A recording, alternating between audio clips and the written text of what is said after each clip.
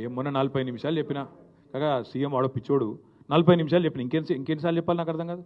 40 నిమిషాలు వివరంగా చెప్పిన ఏం చేస్తావో చేసుకో అని చెప్పిన ఇంకేం చెప్పాలి ఎన్నిసార్లు చెప్పాలి. ఏం ఫార్ములా అయ్యి వానికి తెలిసిన ఒకటే ఒక ఫార్ములా రియల్ ఎస్టేట్ ఫార్ములా, అది తప్ప ఇంకేం ఫార్ములా తెలియదు.